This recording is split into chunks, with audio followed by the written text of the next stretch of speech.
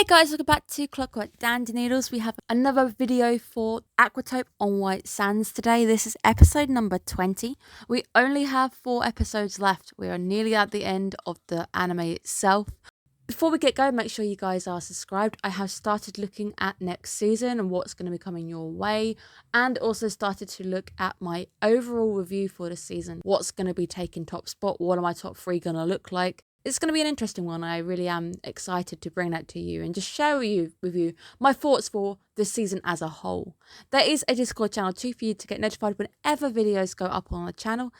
This week's episode for me, again, was just a return to just seeing a sad Cuckoo. I had hoped we had departed from this and things were getting better, but it just doesn't feel like it's going to get better. The director isn't a great person. I don't like them. I understand that their job is important. They are marketing team. It's all about people and making money, but he's overloaded Cuckoo and he knows he's overloaded Cuckoo. She's now working overtime every single night. I think someone says that she's not taking her work seriously. Well, she's working over every single night, having to do all this stuff, and that would just infer to me either she needs help, she's not doing things right, or her methods are not correct and they're taking too long, or he's just giving her too much to do.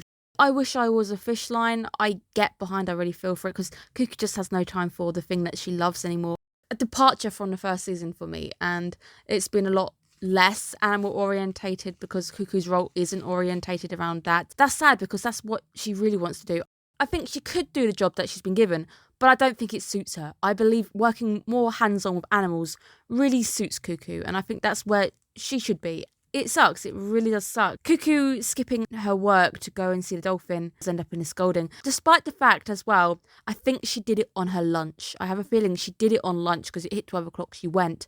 And she gets scolded for it. As far as I'm concerned, if your lunch is unpaid, it doesn't matter what you're doing. You can do what the hell you want in your lunch break. And if he's having a go at her for spending unpaid time on a lunch break, going to do something which is beneficial to the aquarium too, because it helps the attendants out and it is part of the aquarium's interest. It's annoying, and the anime for me started in such a good potential for me, and this week's episode is a return to an episode that left me at the end of it feeling down. It didn't make me feel great.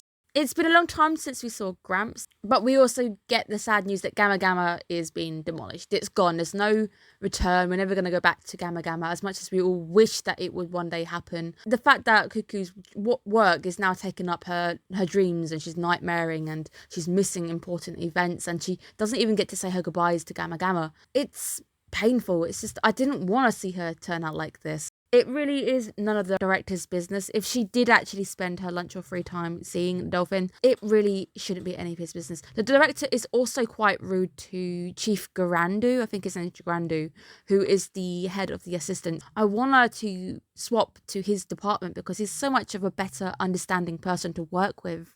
Then we had the line where she's not taking her own work seriously, and maybe she'd enjoy her work if she was taking it more seriously. I completely disagree. We have seen her put her all into some of the work that she has done, and she has taken it all seriously. She's still feeling like this. That would just tell me that this isn't the role that she wanted for. She didn't apply for this role. She wanted to be an assistant. We do get that confirmation that Gramps definitely had a hand on where she's ended up, and that just irritated me even more. The director just seems to dump more and more on her. Now we've got a presentation to deal with, and you can just see that she's losing her enthusiasm.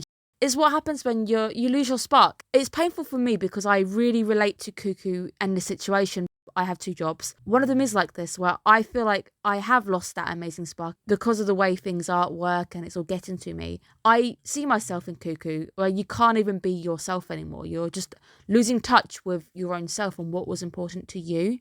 Chief Grandu really would just be such a nicer boss. He's very nice to her, and he tries to tell her that, you want to go and have a look at this, so you can do this, and you can do it on your lunch, right, even if it's in your lunch. Even if she does stuff in her lunch, she just gets yelled at, and I really feel for her because that shouldn't just be the way that it is. I do hope that she can just swap roles or something and she can go and be an assistant, but I just don't think that's going to be allowed. Cuckoo is very, very stressed and overworked. She's having nightmares of drowning. Drowning would infer that you can't catch your breath, you're struggling so much that you're being snowed under. And we get the confirmation that Gramps probably had a hand in her role now because he says she needs to see outside of the aquarium. She needs to see outside of the tank. And to me, I just find this very disrespectful. Disrespectful for poor Cuckoo. It's a disregard for what she wanted. We have seen Fuka already find her dream that she wanted, something that makes her happy. But it feels like with Cuckoo, it's been a complete reverse. Fuka initially had a job that she didn't really have a heart in, and now she's finally found something that she loves for herself, whilst Cuckoo had something that she really enjoyed, and now she's just being pulled apart and she's now in a role that she really just doesn't want. Presentation doesn't go very well either. The welfare of the fish, which really should just be priority, even if you are getting married and you are getting married in somewhere where an animal's welfare is going to be at risk. To me personally, I know it's going to be harsh, it's not worth it. You should be respectful of the animals around you, but the fact is, as the wedding planner says, that the animals need to take a back seat. You can just see Cuckoo just losing her interest, losing her heart, because animals and their welfare is all that she advocates for. And her seeing the text of Fuka pretty much doing what it is that Cuckoo really wanted to do herself, it just really feels like Cuckoo is missing out on the things that make her happy. I always think that happiness at the end of the day should be what is most important, if you have the opportunity to do so. If something is making you very, very unhappy, it's affecting your health. Like, she's working day in, day out, late every single night and getting up early as well. She's now being criticised for how she spends her 1 hour for lunch. Painful. I just feel like she should definitely maybe make a call or something. And it really does feel like she's lost her way. What am I even working so hard again for? What am I doing this all for? We don't even get to say goodbye to Gamma Gamma. Gamma Gamma is gone by the time Cuckoo even realises it was today. It was actually today. And we don't even get to see Irie from season 1. Is it so much important that you're going to continue with a job that you didn't really want, or your heart's not in, or you didn't even apply for? It's a very painful episode for me. I didn't really enjoy today's episode. At the end, it's presumed that Cuckoo is late for work, so she's gone somewhere.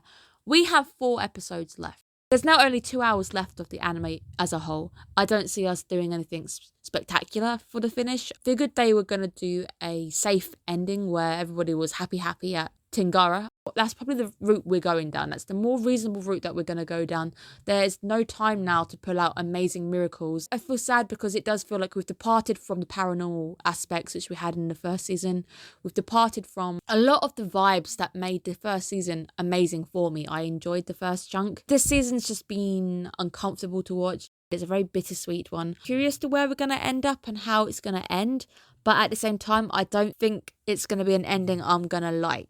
Mentally preparing to be disheartened by the ending of this one. I hope you guys are looking after yourselves, taking care of yourselves, because you totally deserve it. And I will see you guys again next week. Bye bye, guys.